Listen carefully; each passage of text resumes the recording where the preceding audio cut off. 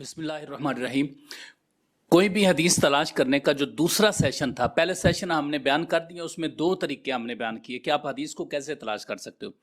ये दूसरा सेशन है जिसमें हम दो तरीके बयान करेंगे कि कोई भी हदीस आपके सामने है तो उसको आप किस अंदाज से तलाश करेंगे, यानी उसूल तखरीज का तीसरा और चौथा तरीका है वो आपकी बारगाह में अर्ज करेंगे। तो तीसरा तरीका यह है कि आपको कोई हदीस पाक का एक जुज मिलता है, एक जुमला मिलता है, एक जुज आपको हदीस से पाक का मिलता है, उसको आप किस किस किताब में जाकर तलाश करेंगे। तो दो तरह की किताबों का तारफ यहाँ आपके सामने रखूँगा जो जदीद दौर में ही लिखी गई किताबें हैं।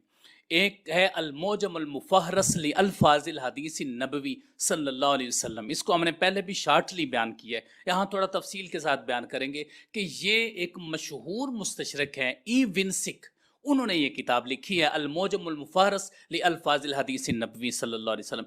इसमें अगर आपको हदीस का कोई एक जुज़ पता है तो आप वहाँ से जाकर उस जुज़ को देखें, उसी तरतीब के साथ आप देखें। तो जब वहाँ देखेंगे तो तमाम अहादीस जो उसी जुज़ से शुरू हो रही हैं वो उन्होंने एक ही जगह पर जमा कर दी होंगी।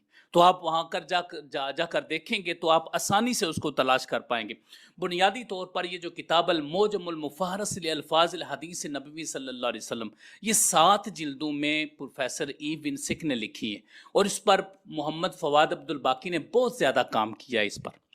तो इस हवाले से 7 जिल्दों पर मुश्तमिल ये किताब 9 किताबों को जमा करके बनाई गई है। अब उन 9 किताबों में जो भी हदीस मौजूद होगी वो आपको यहाँ इस किताब से मिल जाएगी। वो 9 किताबें कौन सी हैं? एक तो कुतुब सित्ता है, बुखारी, मुस्लिम, तिर्मिज़ी, निसाई, अबू दाऊद, इब्न माजा, ये कुतुब सित्ता है। और इसके अलावा मुअत्ता इमाम मालिक है, जो इमाम मालिक रहमतुल्लाह ताला अलैह की किताब है मुअत्ता, वो है। और इमाम अहमद बिन हम्बल की मुस्नद है और इमाम दारमी की सुनन है। ये 3 ये मिलाकर और 6 वो मिलाकर 9 किताबें इन्होंने मुअजम मुफ़हरस लि अल्फाज़िल हदीस नबवी में जमा कर दी। अब अगर आपको इन किताबों की किसी भी हदीस का एक जुज़ मिलता है तो आप बआसानी इस किताब में जाएं, जाकर उसको तलाश कर लें तरतीब के साथ। बड़ा इजी है, शॉर्ट वे, 1 मिनट में आप हदीस तक पहुंच जाएंगे। उन्होंने फिर आगे हवाले दिए होते हैं, तिरमिज़ी की है तो ता लिख दिया है, आगे इब्ने माजा की है तो उसके लिए मुख्तलिफ मुहद्दिसीन कराम ने जो भी रमूज़ इख्तियार किए हैं वो इन्होंने रमूज़ इख्तियार किए और किताब की शुरू में लिखे हुए हैं। आप वहाँ से जाकर रमूज़ चेक करेंगे तो आपको पता चल जाएगा कि यह हदीस किस किताब में मौजूद है।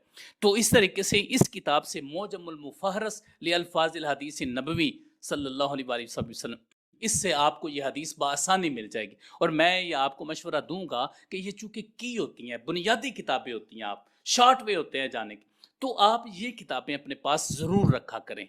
जैसे ही हदीस देखी इसमें देख लिया और उधर से जाकर जो उन्हें रेफरेंस जिस किताब का दिया उस किताब से जाकर आप चेक कर लेंगे तो आपको फौरी तौर पर वो हदीस, जो भी हदीस आप तलाश करना चाहते हैं वो आपको मिल जाएंगी। अब इसके लिए कोई बहुत बड़ा आलिम फाजिल होना ज़रूरी नहीं है, ना कोई दरस निज़ामी मुकम्मल होना ज़रूरी है। एक आम यूनिवर्सिटी का, कॉलेज का तालिब इल्म भी अपने पास ये किताब रख सकता है। ये होता है हदीस तक अप्रोच। हम समझते हैं शायद हदीस तक अप्रोच जो है यानी उसके तलाश कर, ये एक अलग बात है कि हदीस का इल्म हो, उसके उसूल का इल्म हो, वो एक अलग बात है। जो हदीस तक अप्रोच है वो एक आम तालिब इल्म जो थोड़ा सा पढ़ा लिखा है, यानी उसको समझ आ जाए कि हदीस के ये अल्फाज हैं, वो 1 मिनट के अंदर हदीस की असल किताब तक पहुंच सकता है। ये कोई मुश्किल बात नहीं है। तो मैं चाहूँगा कि तमाम नौजवान कोशिश करें कि ये किताबें इस तरह की खरीदें और उसको अपने पास रख लें ताकि वो 1 मिनट तक उस किताब तक पहुंचने में कामयाब हो सकें और हदीस पाक को तलाश करना उनके लिए किसी तरह भी मुश्किल ना रहे।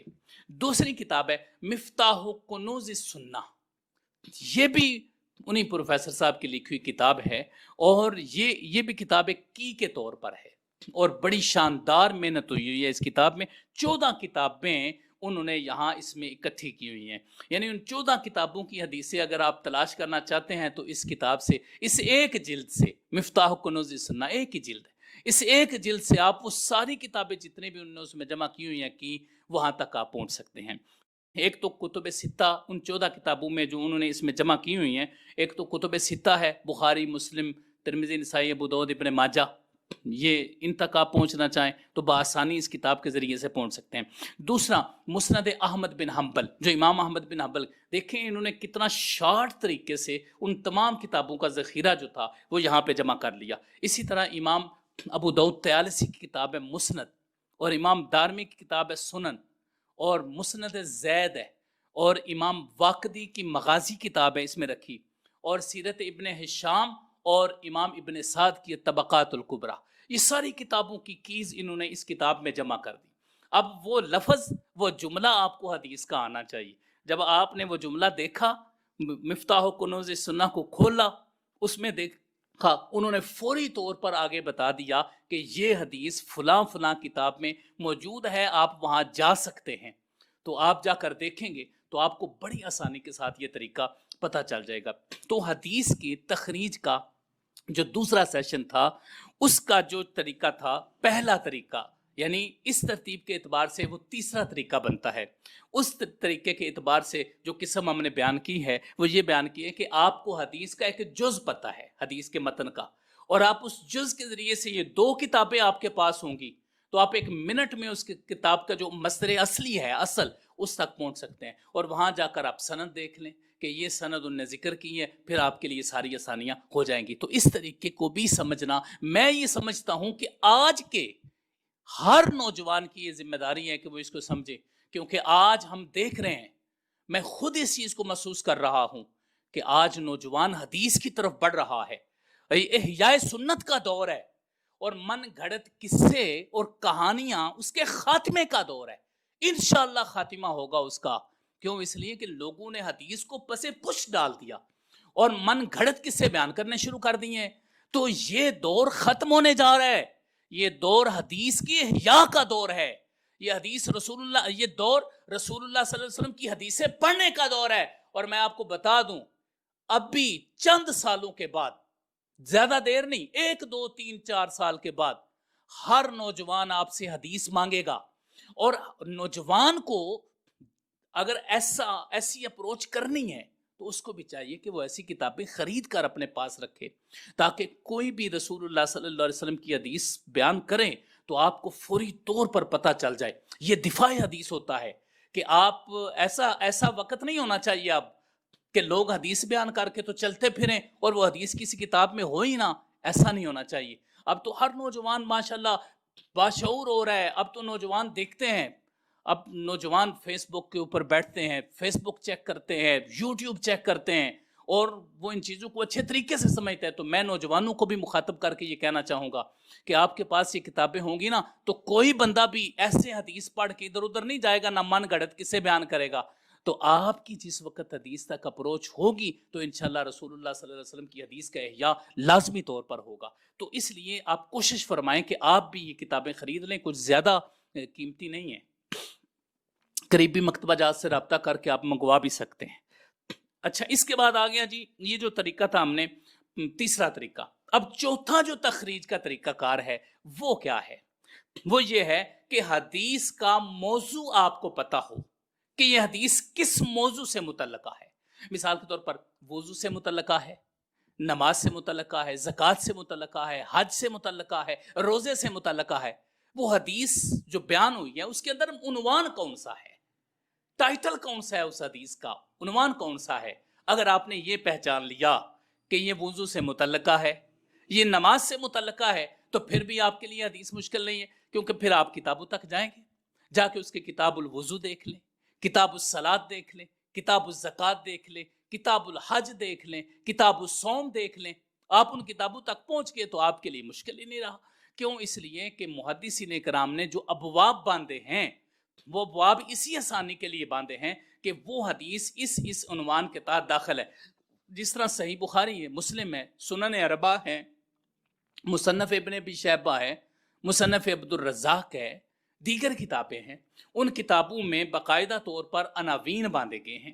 امام طحاوی کی شرح معانی الاثار ہے جو انہوں نے باقاعدہ اسناد کے ساتھ ذکر کی ہے، سارے موضوعات اس میں انہوں نے ذکر کر دیے ہیں۔ تو اس طریقے سے آپ کو اگر اس حدیث کا موضوع پتہ ہے تو آپ ان کتابوں تک پہنچ سکتے ہیں۔ دوسرا، جو بھی मतलब कुतुब हैं, उन जिस जिस टाइटल से उन्होंने किताबें लिखी हैं उससे भी आपको पता चल सकता है। मिसाल के तौर पर किताबुल माजिम है, कुतुबुल माजिम है, कुतुबुल मुस्तदरकात हैं, कुतुबुल मुस्तखरजात हैं। उन किताबों तक पहुंचकर भी आप ऐसी हदीसों को तलाश कर सकते हैं। तो अनावीन, अबवाब और मौज़ूआत, इनको सामने रखकर अगर आपने वो हदीस पढ़ी है, एक जो भी नौजवान है, पढ़ा लिखा है या आलिम दीन है, कोई भी है, जब हदीस को पढ़ता है तो उसको उसी वक्त मौजू का पता चल जाता है कि इस हदीस का मौजू क्या है, उन्वान क्या है इस हदीस का, उसको फौरी तौर पर समझ लेता है।